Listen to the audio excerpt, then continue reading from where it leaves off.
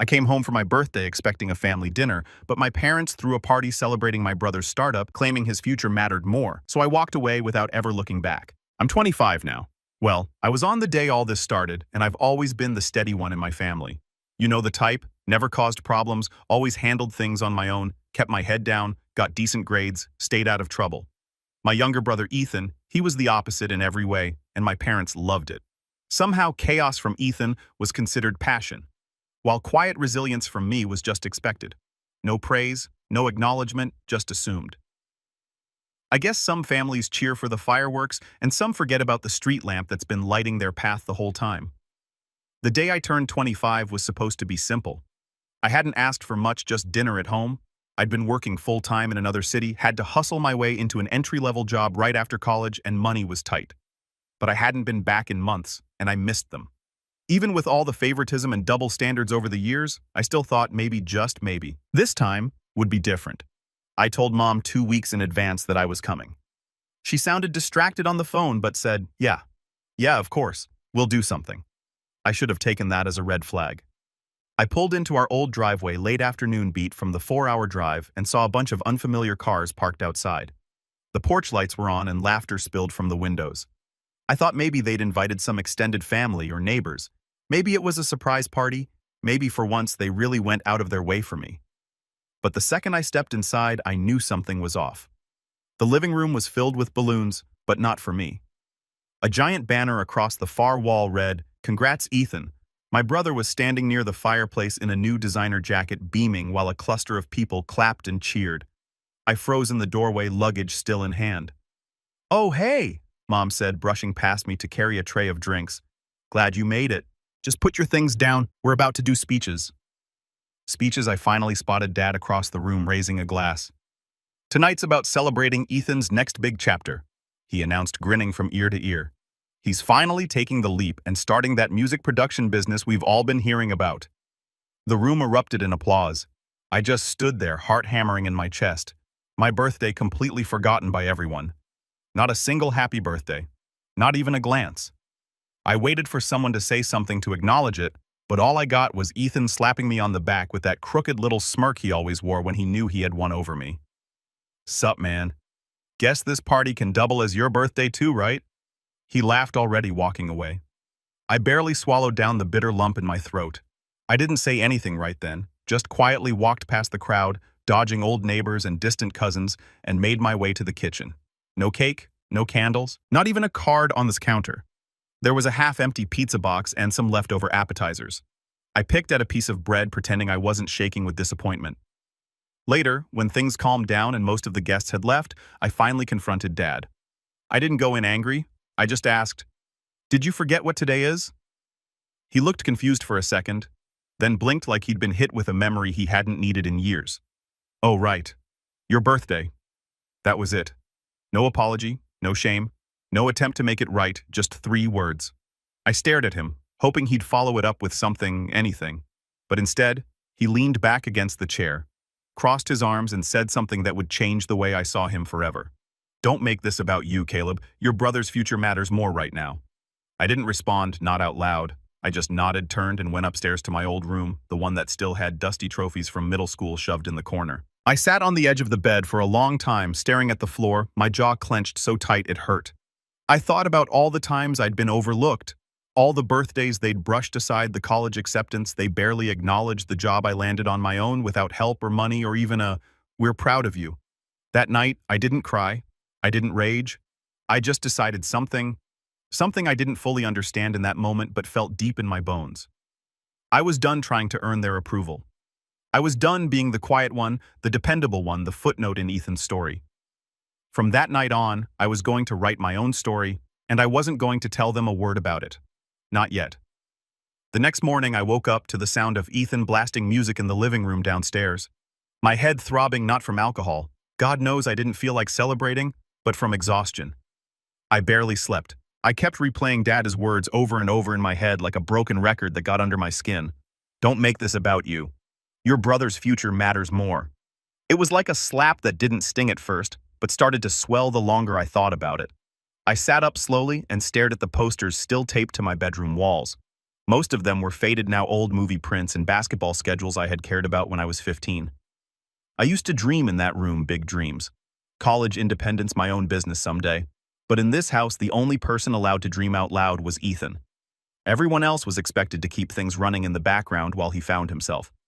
I walked downstairs to find him on the couch with his shoes kicked up on Mom's coffee table. He was scrolling through his phone and half singing along to some rap track playing off the Bluetooth speaker. "Yo," he said without looking up. "Dad said we're doing lunch at that new place downtown. You coming?" I blinked. "You mean for my birthday?" He smirked, eyes still on the screen. "Nah, man. He wants to celebrate locking in that investor I told you about. Dude's putting in like 10 grand up front." Investor. That word hit me sideways. I had pitched a business plan to my parents during my last year of college, a detailed, well-researched proposal for a digital design agency I wanted to build. I asked them if they could help me with 5 grand, just a loan, I said, with a full repayment plan. They told me it was too risky, that I should focus on climbing the corporate ladder instead of chasing pipe dreams. And now here they were, throwing 10,000 at Ethan for a music studio in the basement. Something in my chest tightened. I didn't say anything, just nodded and walked out to the porch for air. The months that followed weren't any better. After that weekend, I returned to my small rented apartment, got back to my grind, and buried myself in work. I didn't call them, didn't visit, but the silence on their end was louder. No one reached out, not even a text to check in, not until they needed something. It was around mid-April when Mom called out of the blue. "Caleb, sweetheart," she said in that too sweet voice she used when something was coming. "Do you think you could help Ethan with his taxes? He's having trouble figuring them out and you're always so good with numbers." I should have hung up right then, but part of me still wanted to be seen as the good son, the useful one. So I agreed, drove back up the next weekend, sat at Ethan's cluttered desk in what used to be Dad's office, now Ethan's creative space, and sorted through a shoebox of receipts and food delivery invoices while Ethan laid on the couch playing Call of Duty. He barely even said thanks when I was done. Later that day, Dad patted me on the back and said, "That's what brothers are for, right?" That same night, I overheard a conversation that burned itself into my memory. They thought I'd already left, but I just stepped outside to grab something from my car. The kitchen window was cracked and I could hear them inside, Dad, Mom, and Ethan laughing over something. Then Mom said, "You know, I honestly think Caleb's the kind of guy who'll just keep going no matter how we treat him. He doesn't need much." Dad chuckled. "That's what I've always said. He's solid. Ethan's the one we got to keep encouraging. He's got the real talent, the vision." Ethan snorted. "Caleb's basically a calculator in pants." They all laughed. I remember standing there, one hand on the car door handle, the other clenching into a fist so tight I left little crescents in my palm. I didn't go back inside. I got in the car and drove straight back to my apartment in silence. That was the moment something shifted in me. Whatever thread had kept me tethered to them, some fragile hope that things might change, snapped clean. I stopped replying to calls, blocked group chats. I didn't even go back for Christmas. My phone buzzed all day that morning with messages like, "We're doing dinner at 6 o'clock if you change your mind." And don't be dramatic, Caleb. I spent the day in my apartment alone, a frozen lasagna in the oven, watching snowfall blanket the streets outside. And for the first time in years, I didn't feel lonely. I felt free. They didn't take the hint. 2 months later, I got a letter in the mail, a wedding invitation. Ethan was getting married. Her name was Carly. I had met her once briefly. Seemed sweet, a little quiet. I didn't really know her. But what floored me wasn't the fact that Ethan was getting married. It was that the invitation had no +1, and my name was printed wrong. Caleb Jensen with a K. No note, no handwritten message, just a printed invitation like I was some distant cousin they felt obligated to include. I almost threw it out, but I didn't. I kept it. Around that time, I had started a small freelance side hustle. Nothing big, just building websites for small businesses in my area. But I was good at it. Word spread. Projects started to come in steadily and then faster. I was still working my full-time job, but I was now pulling in more money from my side hustle than my main gig. I poured myself into it, learned everything I could, stayed up late, studying SEO, marketing funnels, automation. I taught myself design software, ran ad campaigns, and networked like crazy. And I never once told my family a word. Meanwhile, Ethan's music studio was bleeding money. I knew because he accidentally posted a story on Instagram showing his equipment listed for resale. Captioned, "Sucks when dreams cost more than they earn." He later deleted it, but I saw it. And I didn't feel bad. Not long after, Mom called again. This time, it was about the wedding. "Hey, sweetie," she started fake casual. "So about Ethan's wedding. We're thinking you might be willing to help out a little financially. It would mean a lot." I let the silence stretch before responding. "Why would I do that?" She was caught off guard. "Well, because you're doing pretty well. Right? Ethan's been struggling a bit and Carly's parents aren't contributing much, and you want me to foot the bill?" "Not all of it, honey. Just a few things. Maybe the venue deposit or the DJ. You know Ethan's always been more of a creative than a numbers person." I laughed. For the first time in months, I actually laughed. "You do realize today's the first time you've called me in over 5 months, right?" "Caleb, don't be petty. I almost lost it." "Petty. You forgot my birthday funded Ethan's fake business, mocked me behind my back, and now you want money because you think I'm doing well. You think I owe him something. You're his brother," she said flatly. "Family helps each other." I ended the call. That's when I started planning. It wasn't revenge, not yet. But it was preparation. I was done reacting. From now on, I'd be 10 steps ahead. I started documenting everything. Old text messages, voicemails, emails. I saved screenshots of Ethan's posts of Mom's requests of Dad's dismissive one-liners. I even kept the incorrect wedding invitation. Everything. Because something told me they weren't done yet. And I was right. 2 weeks before the wedding, I got another call. This time from Ethan. "Yo," he said. "So Mom told me you were being kind of a tightwad about the wedding. What's the deal? I didn't say anything. Look, man, I know we don't always see eye to eye, but I really thought you'd step up. Carly's stressed. We're short on funds and you're just sitting there stacking cash. You don't know anything about my life," I said. He scoffed. "You're the one who ghosted the family. Maybe if you hadn't cut everyone off, you wouldn't feel so left out now." That word "left out" as if I hadn't been pushed aside since we were kids. As if this whole pattern wasn't a lifetime in the making. "I'll come to your wedding," I said, voice calm. "Wait, seriously?" He sounded genuinely surprised. "Yeah, I'll be there." And in that moment, I already knew what I was going to do. But I wasn't ready just yet. They still had more damage to cause, and one more betrayal left to deliver. And when it came, I wasn't surprised. But they were. I didn't sleep the night I told Ethan I'd come to his wedding. Something in the way he sounded so smug over the phone made my skin crawl. It wasn't relief, it was assumption. He assumed I'd fall back into place, that I'd show up and do what I always did. Play support, be the older brother who nods along, cuts the check, and then fades into the background like stage lighting after the final bow. But not this time. Still, I wasn't ready for what came next.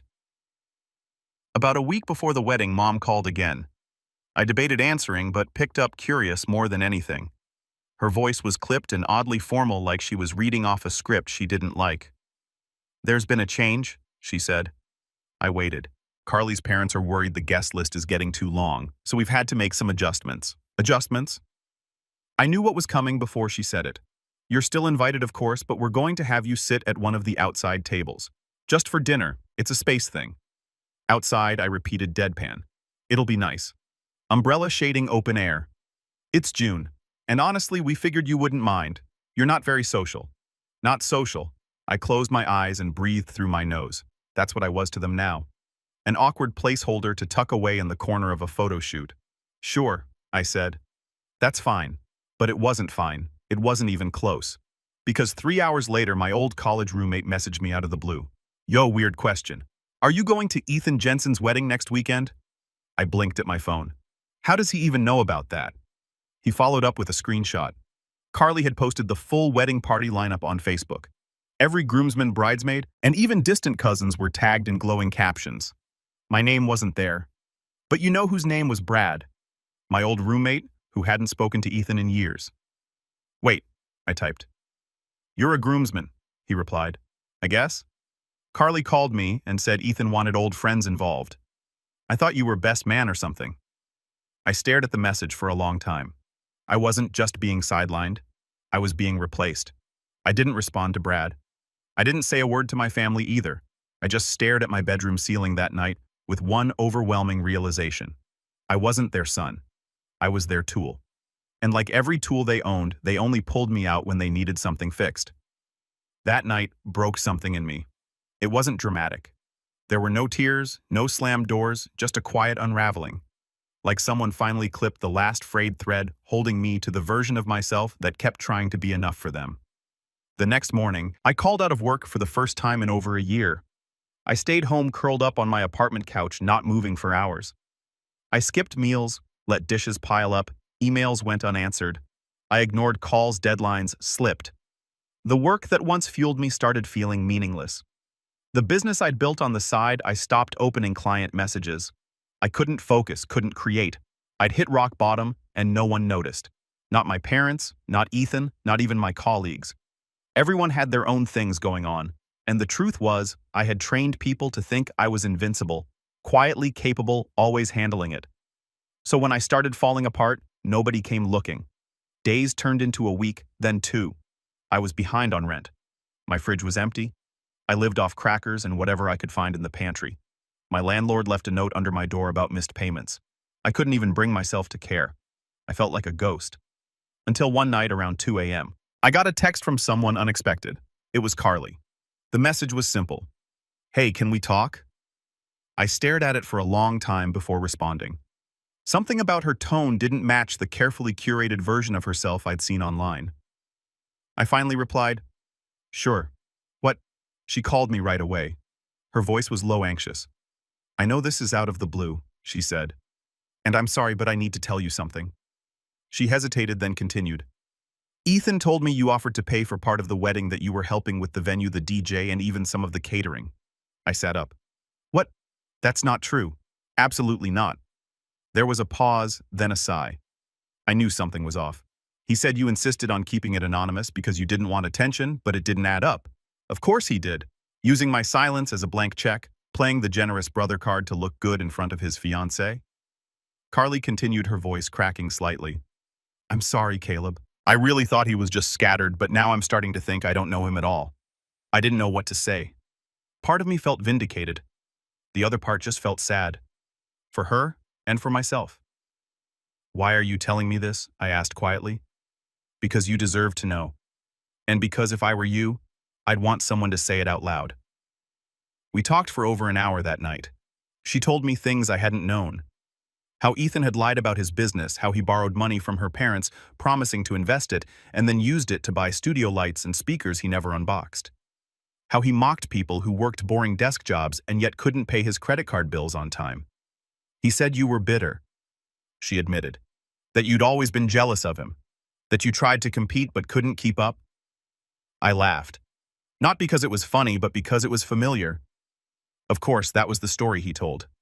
That was always the story. Caleb, the cold, calculating killjoy. Ethan, the free spirit, unfairly burdened by a boring older brother who didn't get him. "Thank you for telling me," I said finally. She paused. "Are you still coming to the wedding? I haven't decided yet." Another pause. "If you do come, please don't bring a gift." That made me chuckle. "You're the first person to say that to me." We ended the call on good terms.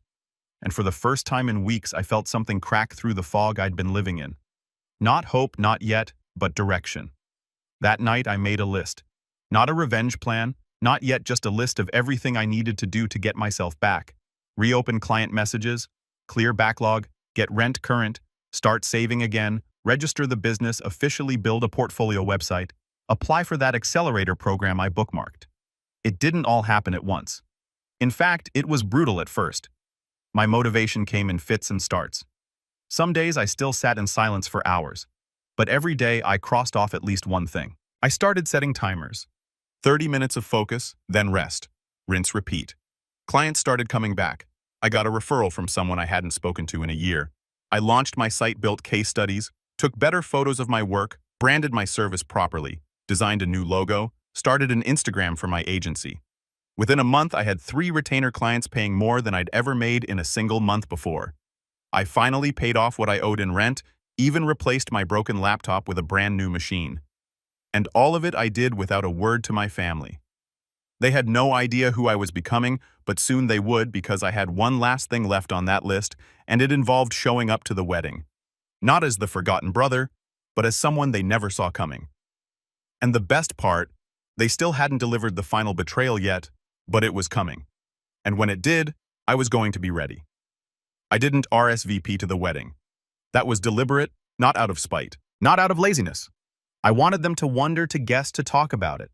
I wanted them to feel my absence before I ever stepped into the room, and trust me, they did. I heard through an old neighbor, Mrs. Gentry, that my mom was mildly panicking the week before the wedding. I'd run into Mrs. Gentry at the post office and, against my better judgment, made small talk. Turns out she'd been invited to the wedding and assumed I had to. They kept asking if you were coming, she said, fanning herself with a coupon flyer. Your mother told the florist you were too busy with tech stuff to help, but she looked like she'd eaten sour lemons. I smiled politely, but inside I was savoring every word. The truth was, I had been very busy. In the last month, I'd quietly built something that no one in my family knew existed. My freelance design hustle had become a legitimate company, Jensen Creative Company, with an actual LLC bank account, brand identity, and more clients than I could handle on my own. I'd even brought on 2 subcontractors, one for copywriting, one for back-end dev work. We were small, lean, and fast, the kind of operation Ethan pretended to run. Only mine actually paid people. And I didn't just stop there. I took some of that growing cash flow and invested it aggressively. Courses, SEO tools, sponsored posts. My business Instagram started gaining traction, so did my LinkedIn. A few viral tweets from industry folks brought traffic to my new website, and I started getting cold inquiries from actual startups. I was riding the wave, but I hadn't forgotten, not even close. While they were preparing for a wedding, I was preparing for a performance. The revenge wasn't going to be petty. I wasn't going to throw a fit at the ceremony or make a dramatic speech. That wasn't my style. No, this was going to be slower, sharper, more surgical. So I started gathering pieces. First, I called Carly again, carefully. I didn't want to push, but I had questions, and she surprisingly had answers. Has Ethan told you how he's been funding the last few weeks? I asked her, casual as I could. Carly hesitated. He said he got a loan from a friend. I almost laughed. You believe that? No, she admitted quietly. But at this point, I'm trying not to question every lie. She sounded tired, defeated. It made my chest ache for her a bit. She didn't deserve this, and something told me she knew it was all wrong but felt too deep in to pull back. That's when I asked carefully, did he mention my name in relation to the finances? Another pause. He said you were one of the donors for the venue, that you wanted to be anonymous, but he'd make sure to honor you in his speech. I rolled my eyes so hard I gave myself a headache. He's lying again, I said. I haven't given a dime. There was silence on her end. Then I figured that was the first seed.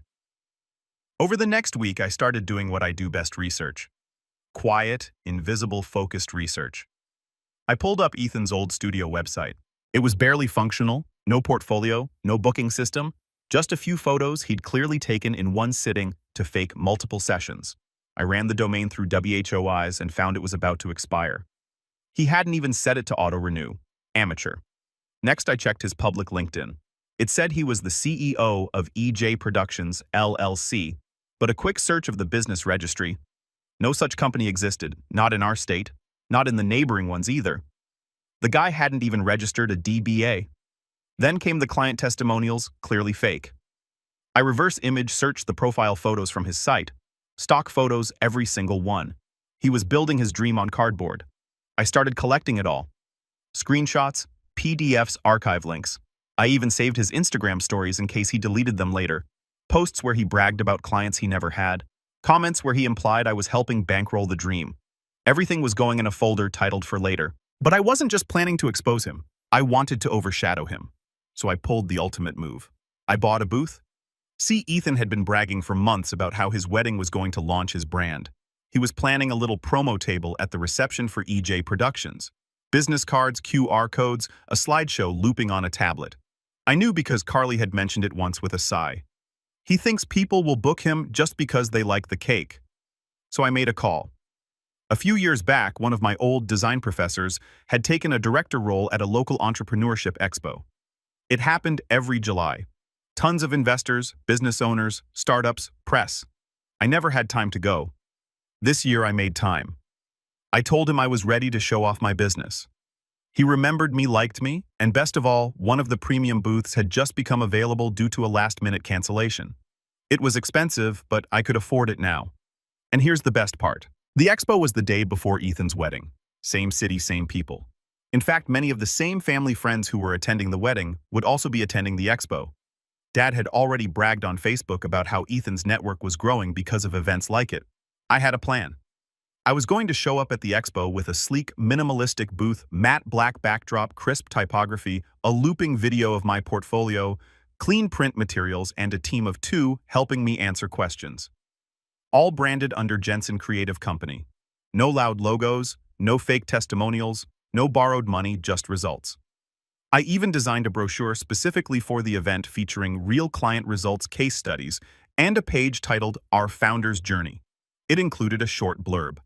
After years of building in silence, Caleb Jensen turned his frustration with corporate creative bottlenecks into a thriving, agile brand studio focused on elegant design and real-world results. That was the only time I mentioned myself. Let them connect the dots. Let them realize I wasn't the brother helping with invoices anymore. I was the one signing them. With every day closer to the wedding, I got stronger. I was sleeping again, eating right, working out. My confidence was sharper, my posture straighter. I walked into rooms like I belonged there, because now I did. A week before the wedding, I finally unblocked my parents just long enough to let their texts come in. Mom, looking forward to seeing you at the ceremony, Caleb. Let us know if you're bringing anyone. Dad, you'll love the venue. Ethan's really pulling something impressive together. Might even be some networking for you too. I almost laughed. Ethan, bring your business cards. People are going to be asking what you're up to. They had no idea. Carly texted me the day before the wedding, just one message. If you're coming tomorrow, wear something sharp. I have a feeling people are going to be looking at you differently. I replied, they already are. Then I set my alarm for 6 a.m., ironed my suit, packed my expo kit, and got ready to become someone they'd never overlook again. But what none of us knew, not yet, was that the wedding wasn't going to go as planned, because Ethan was about to make one last desperate move, and it would change everything. The morning of the wedding, I woke up before my alarm, not from nerves but from focus, that sharp electric calm you feel when everything is in place. When the work is done, the pieces are lined up, and all that's left is to step into the moment you've built for. I put on the same tailored navy suit I'd worn at the expo the day before, still crisp from yesterday's success. The booth had gone better than I'd imagined. I'd printed 200 brochures, all gone within hours. 4 different business owners had asked for meetings. 1 wanted to book a full rebrand. But none of that compared to what happened around noon. I was walking back from the lunch stand when I heard my name, Caleb. I turned and found myself face to face with 2 familiar people, Mr. and Mrs. Roth, old family friends of my parents. I hadn't seen them in years. Your booth was fantastic, Mrs. Roth said, smiling. We just spoke to your partner. What you've built, it's remarkable. I blinked. Partner. She gestured behind me. I turned, and there stood Carly wearing jeans, a plain t-shirt. No makeup, just her calm, collected reel. We locked eyes, and I knew she wasn't marrying Ethan. I excused myself and walked over. She spoke first. He lied again about the venue, about the funding, about everything. My heart thudded. Did something happen? She nodded. Last night he asked me to sign something, a joint account agreement. Said it was just to help with day of logistics, but I read the fine print. I didn't speak, just listened. He was trying to get access to my inheritance, the money my grandmother left me. Told me it'd go right back into our future. She gave a dry, bitter laugh. I told him no. He blew up, said I was sabotaging him, that I was just like you. That made me pause. Like me. He said you were jealous, bitter, trying to ruin him ever since high school. I asked what he meant, and he just spiraled, called you a parasite. Said your tech startup was a joke. I raised an eyebrow. Did you tell him you were at my booth? She smiled faintly. Didn't get the chance. I packed my bags, left the ring on the counter, and walked out before dawn. There was a long silence, and then I said, do you still want to go to the wedding? She laughed. Only if I get to sit next to you. We showed up at 4 p.m. sharp. The venue was an upscale estate-style property with a massive fountain out front. Rented white folding chairs arranged in neat rows, and a live band playing something vaguely romantic. Guests were milling around dressed in linen suits and pastel gowns, sipping champagne and taking pictures under string lights. It was picture perfect, except there was no bride. I spotted Mom and Dad first. Mom was in a sky blue dress, pacing furiously near the bridal tent. Dad stood nearby, whispering into his phone like it was a bomb detonator. And then Ethan emerged, hair slicked back, face red, tucks wrinkled from sweat. He froze when he saw us. His eyes landed on Carly and went wide with disbelief. You have got to be kidding me, he muttered, storming over. You brought him. Carly stayed composed. No, Ethan. I came with him. You're welcome. He turned to me, venom in his voice. What the hell did you say to her? I didn't blink. Nothing you didn't already prove on your own. He tried to laugh it off, looking around to see who was watching. You think this changes anything? Everyone's still here for me. They don't care about your little app or whatever it is you're doing. I shrugged. That's fine. I didn't come here for attention. Carly crossed her arms. Then he won't mind if I make an announcement, right? Before Ethan could react, she stepped onto the small raised stage near the fountain, the one where they were supposed to exchange vows. She picked up the mic and tapped it. The room went still. Hi, everyone. I just wanted to let you all know that there won't be a wedding today. And that's okay. Plans change. People change. And sometimes you find out things about someone that make it very clear they're not your future. A stunned silence fell over the guests. Carly continued, voice steady. I wish Ethan the best. I really do. But I won't be marrying someone who lies to me, manipulates my finances, or disrespects his family. And I especially won't marry someone who spent years tearing down his own brother just to feel taller. All heads turned to me. I stood still calm. Let them look. And then Carly said the final line. Oh, and by the way, if any of you are looking for an actual business to support, check out Jensen Creative Company. They had a booth at the Startup Expo yesterday. They're the real deal.